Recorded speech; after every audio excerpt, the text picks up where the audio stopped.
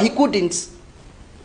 Raila Odinga was so smart politically to outdo Uhuru Kenyatta for any political process.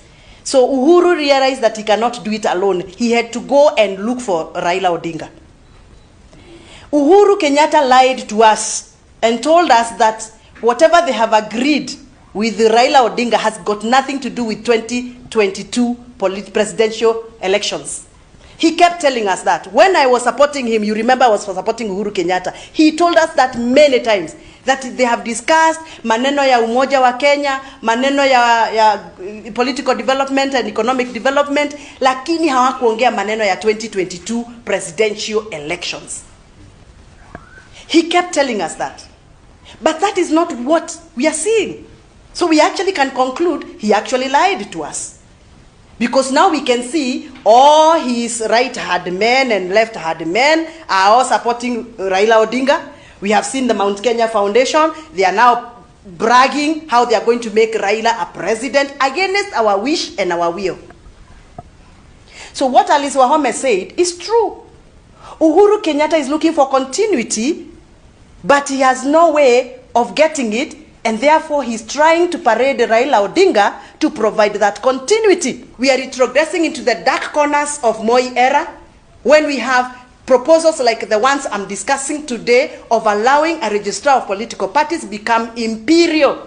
That is retrogressive. We are actually driving back to the Moi era, to the dark eras of the 80s and the 90s. And therefore, I am not going to sit as a member of parliament, as a young woman, as an educated woman. On behalf of my people of Kiambu, I will not coil back and sit and sit pretty. I must speak out. I must say it as it is. We are not going to allow to get an imperial political party registrar. And there is no day we are going to allow a political party registrar micromanage and meddle the affairs of a political party, because that means mtoto ambaye anauza kahawa kwa soko, ambaye angetaka kuwa MP, kama hajulikani na hayo mafamilia dynastic, huyo mtoto hatapata nomination ya political party kuwa kiongozi. Managed our nomination. Tuliona kijana ambaye alikuwa anauza kahawa kwa soko akikuwa MCA wa Thika. Ukweli ama si ukweli? Tulipata kijana ambaye alikuwa analisha ng'ombe kule Meru akikuwa MP. Ukweli sio kweli? Because IEBC had no business knowing who it is that is being given nomination.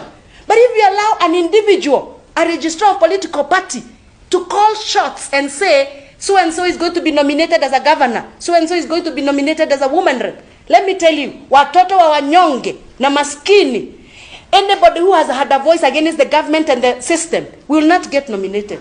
And that is where we are going to if we do not speak out against this bill. Number two, we cannot have a few individuals who have already negotiated for their future position. Vile ya political parties bill imepita. Wale unaona akina Kioni na hao wengine.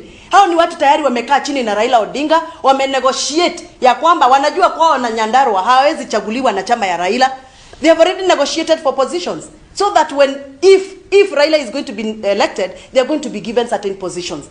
So those people are not negotiating and fighting in Bunge on behalf of their people of Nyandarua. They are fighting for their own, because they know if Raila is becoming president, they are going to get positions. But they know very well watu wa Nyandarua hawawezi wachagua kama wanaungana na Raila Odinga. So let us be frank and be open. This is a new year. Wacha tuongee ukweli na ukweli usemwe. Sisi tumekataa kupatiwa Raila Odinga cha nguvu kama dawa. Jameni, tunapatiwa Raila Odinga cha nguvu kama dawa ya kumeza cha nguvu. Hatutukubali.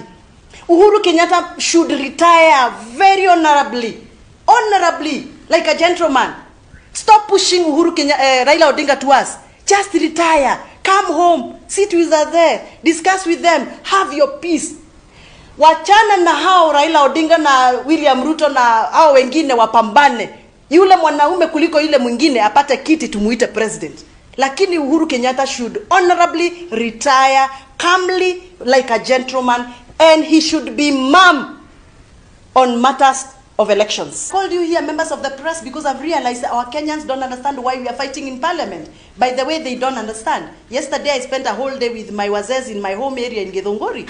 And I was asking wazee, do you know why we are fighting? They are saying, no, we don't know why you people are fighting. They don't understand. They don't understand that somebody is seated pretty somewhere in Lavington, crafted an amendment and a law that is going to downgrade and erode all the gains we made when we are fighting for second liberation of this country, what we call the multipartyism. If you remember, the Paul Moites of this world, the Mother Karuas of this world, the Retu Wangari Maathais of this world, they fought through sweat and blood to have political parties, freedom, and democracy. This is what this bill is taking away, and we cannot sit and watch. The civil societies are quiet in this country. They no longer speak. Everything has been left for Tanga MPs. We are the opposition and the whistleblowers and everything, because people went quiet. I don't know why they went quiet, but people went quiet. I am happy that Mother Karua, being a party leader of NARC Kenya, has also raised her voice and said no. She has asked very, very pertinent questions concerning this bill. Why are we rushing this bill? Do you know why Raila Odinga and Azimio, la wale wanaozimika, wanakimbiza hii bill? It's because they've realized they cannot con people anymore. Now what they're trying to do is create timelines within which this coalition political party should be formed, so that they can lock out some people. And once they know they are being locked out, they will rush without much negotiations to them for a coalition. The terms and conditions of a coalition making that were there during NASA, those terms and conditions cannot apply today. Kwa sababu Moses Wetangula, Kalonzo Musyoka, and the rest of the people have realized they were conned. Some of us, by the way, were punished by our political parties for voting no against what they wanted. Some of us are not cowards, and you know Amushoma is never a coward. I am not going to sit pretty, whether I will be called from State House or wherever, to vote for something I believe is going to be retrogressive for the democracy of this country. And therefore, powers of IEBC, as mandated by the Kenyan Constitution to micromanage political parties, must be protected. And any amendment or proposal that says otherwise is not going to be passed. I am one of those that are going to stand tall and say no to retrogressive amendments that are going to bring this country back to where we were during Moi's era. No to Imperial Political Party Registrar. Imperial ne kugambo to wena more powers. Na try to IEBC. Why should we deprive IEBC the opportunity to do their work and give it to the political party registrar? Kabisa. Good. Incidentally, most people don't know what's going on. Ninyi mnaona tu watu wakipigana kule bunge na muelewi ni nini inaendelea. Kwa sababu wananchi